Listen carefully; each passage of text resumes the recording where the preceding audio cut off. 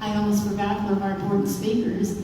He's one of the ones that's here with us monthly, and we appreciate him coming each month and giving us a lesson on our Texas Constitution, Scott London. And let's all congratulate Scott and Michelle on their new baby. Boy, doesn't my wife look great? Got that great new baby. So this month we're going to talk about Section 16 in the Texas Bill of Rights. Fairly short, so I'll just get right to it. No bill of attainder, ex post facto law, retroactive law, or any law impairing the obligation of contracts shall be made. Pretty short, pretty self-explanatory. But we do need to go over some of those definitions because it's not something we talk about a whole lot. Before I get to that though, the U.S. Constitution will sound very familiar. In the U.S. Constitution, Section 10 says, no state shall pass any bill of attainder, ex post facto law, or law impairing the obligation of contracts. Sound very similar. The language is almost identical in the U.S. and the state constitutions there. So what is an attainder? It's not something we use in our daily language anymore. So an attainder is the forfeiture of land and civil rights suffered as a consequence of a sentence of death for treason or felony. That's obviously a very old definition, been around for a long time. So now let's look at a bill of attainder, because that definition has kind of morphed through the years a little bit. A bill of attainder is a special act of the legislature to inflict a capital punishment upon persons supposed to be guilty of high offenses such as treason and felony without a conviction in the ordinary course of judicial process. And actually that definition is kind of broadened a little bit, and I like this one a little bit better. A legislative act that singles out an individual or group for punishment without trial. So that's basically conviction by the legislators. Now we all know in this room, we have a division of powers, right? We all know we think back when I was a kid, they had that little cartoon, the different branches of government, right? We have a separation of powers, right? The three separations, the executive, the judicial, and the legislative. The legislative is not supposed to be inflicting punishment. So, no bill of attainder can be passed. We can't legislate punishment. Now just think for a little bit, are we seeing any of that today? Have we seen any legislative punishment? Is there a problem with our separation of powers? Here's another one, ex post factos, or retroactive law. Now that one's pretty straightforward. Making an act of crime after the fact. So basically making something you did yesterday a crime today. Not supposed to be able to do that, right? That's not happening at all, is it? And finally, laws impairing the obligation of contracts. Now this is kind of an interesting one. It prohibits the government from specifically legislating to interfere or usurp private contracts. That means if this gentleman and I make an agreement, we have a contract, the government cannot interfere with our agreement. Right? Now, they have kind of like a lot of things come up with some exceptions, and I'm going to mention the exceptions, and I cringe when I say exceptions, because when we deal with things in our Constitution, we're not supposed to have exceptions, but here's one that has been very common. They may, however, legislate to regulate a specific industry or commercial activity. Now we see that a lot, right? The government is telling us how we have to have certain contracts based upon the industry that they're coming from. So that is an exception to state language. So now, one thing that I've had some recent conversations talking about, well, how do we know about what they were intending when they wrote some of these things? And how many in this room have seen non-compliant with risk and harm? Okay, for those of y'all that didn't raise your hand, I'm not going to single you out, but there's a video, and it's free online. You can just go on Google, Yahoo, or whatever, and search for non-compliant. And watch that video. It's about an hour and 20 minutes long. Well worth every minute. Okay? And she talks about this. She talks about how we have people today that are saying, the Constitution is outdated, or the Constitution is a living, breathing document. There's a whole host of issues with that. Okay? To call it a living, breathing document defies contract law, because what is a constitution? But it's a contract or a compact between the states that created the federal government, right? And so when you look at contract law, to understand it, you have to understand what the meeting of the minds of the original people that put that contract together meant.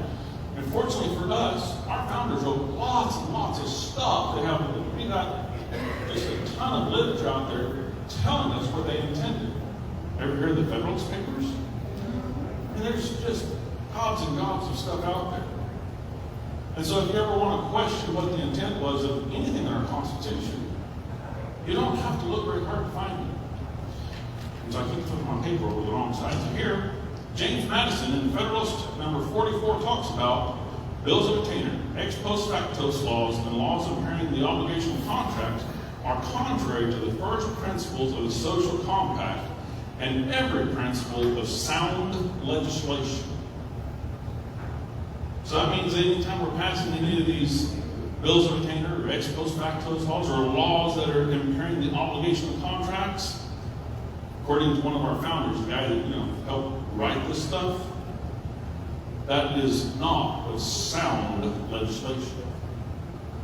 He goes on to say that the sober people of America are weary of the fluctuating policy which has directed the public councils.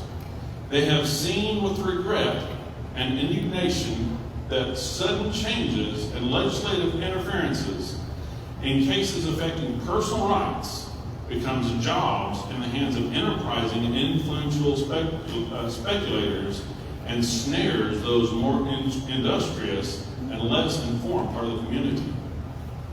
And do we see anybody benefiting from the federal government or even our state government doing things that impair our rights? Surely there's no lobbyists or companies out there that are profiting over the legislator interfering with our rights, right? That surely wouldn't happen. How old is this? Good fortune teller, right? Then he goes on to say, they have seen, too, that one legislative interference is but the first link in a long chain of repetitions, every subsequent interference being naturally produced by the effects of the preceding. It's a keen sense of the obvious to me. I mean, we see that, right? We see, oh, well, it's just a minor infraction on your rights. It's only a mask, right? It's just a little infringement. I mean, love your neighbor to do this little thing that the government is telling you to do. And it's one infringement that leads to another infringement. That leads to another infringement, right? That's how it works. Because if they hit us all at once, what would we do? We'd revolt, wouldn't we? We'd be saying, no way, don't do that. We have rights, right? We've been saying that our whole life. We have rights. And if you did it all at once, man, we'd revolt. If you do it a little bit at a time, just a little bit at a time, where are we today? If our founders could see the kinds of things that our legislators are doing to us today, or our executives, or our judiciary, pick a branch. If they could see what is going on in our country, would this be the America that they envisioned? Not even close. So I'm going to close with a couple of quotes.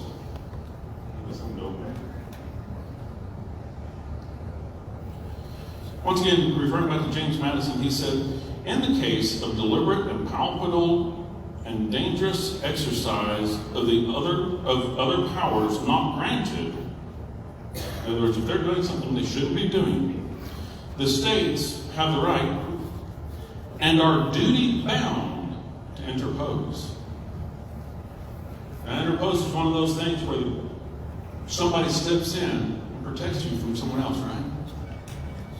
The states have not only a right, but a duty, an obligation to protect us when someone else is infringing upon our rights, when they're doing things that they're not supposed to be doing.